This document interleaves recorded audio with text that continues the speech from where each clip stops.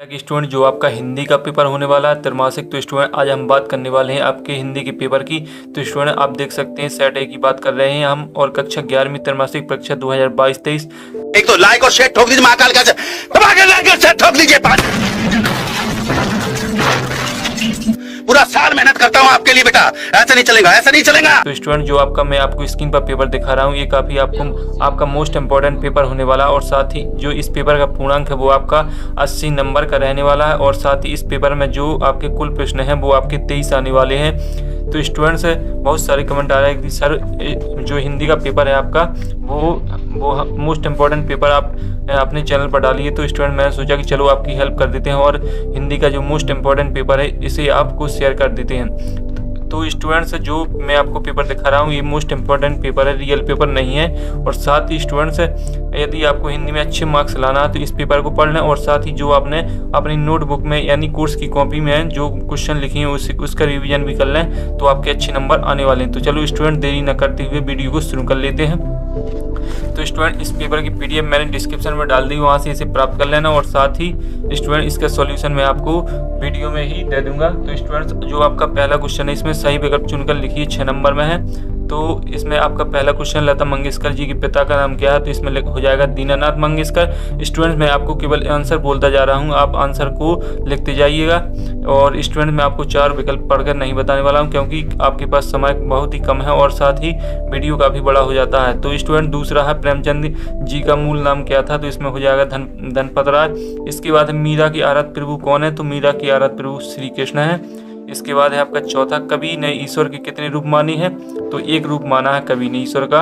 मीरा ने श्री कृष्ण को किस रूप में स्वीकार किया है, पति के रूप में स्वीकार किया है। तो स्टूडेंट पति के रूप में स्वीकार किया है मीरा ने।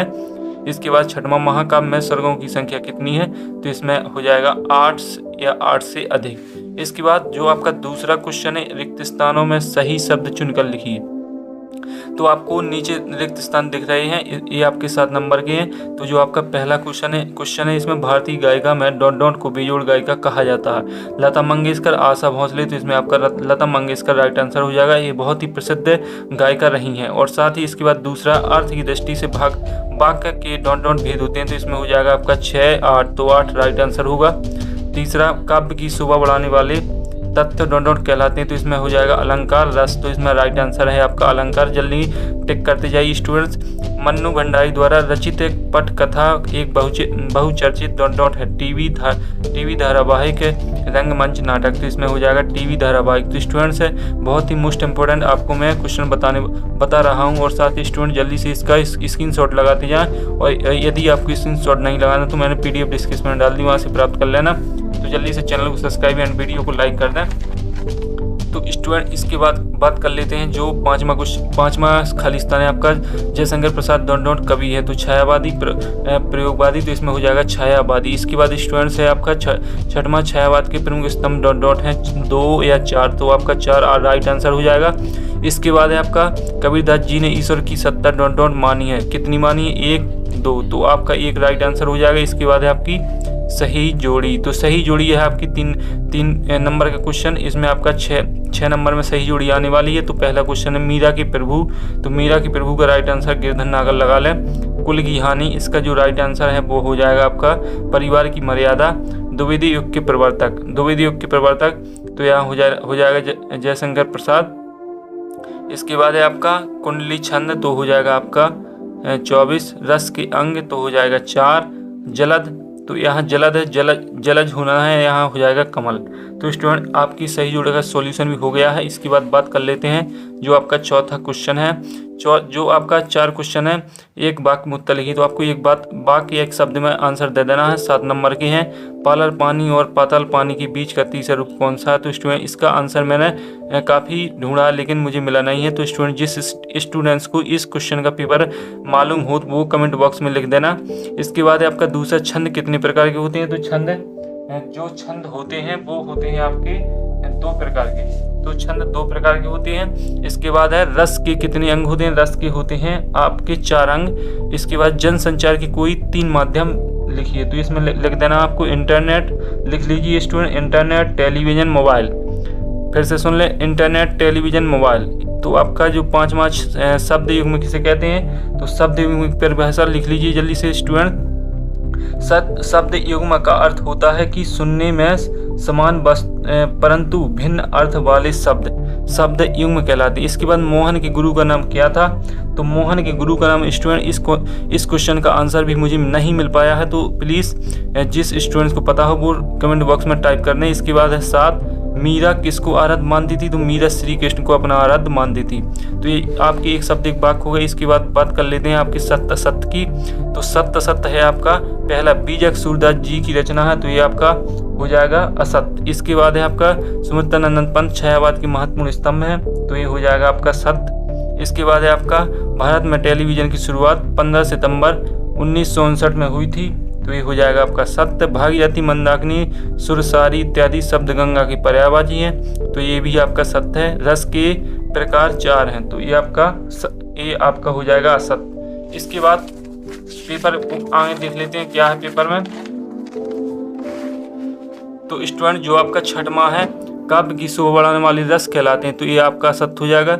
इसके बाद है 6वां, मीरा कृष्ण की उपासना किस रूप में करती है, 2 नंबर में है। इसका अथवा सूर्योदय वर्णन के लिए किस तरह की बिंबों का प्रयोग किया जाता है। 7 देख लें, भक्ति काल की 2 विशेषता अथवा है इसका आदिकाल की 2 विशेषता। तो आपको भक्ति काल और आदिकाल में किसी एक पर एक की विशेषता लिख देना 2 नंबर में। इसके बाद जो 8वां है आपका, धनराम मोहन को अपना प्रतिद्वंदी क्यों नहीं समझता है, 2 नंबर में है। इसका अथवा है इतिहास में स्पीति का वर्णन नहीं मिलता क्यों।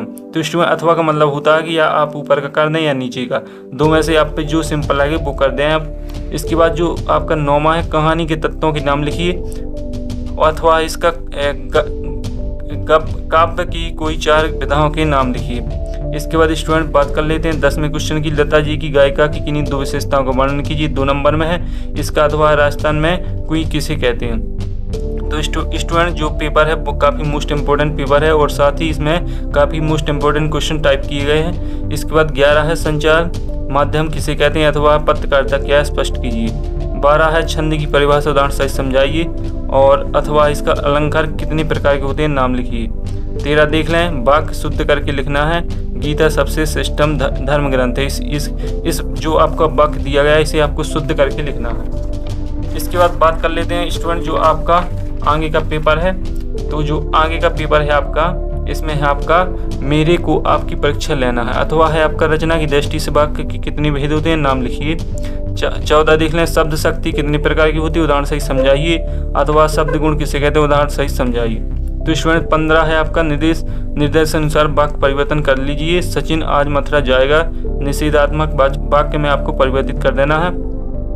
दरवाजे पर शायद कोई आया है, प्रश्नवाचक वाक्य, अथवा इसका वाक्य के लिए एक शब्द लिखिए, रास्ता दिखाने वाला जो उच्च कुल में पैदा हुआ है।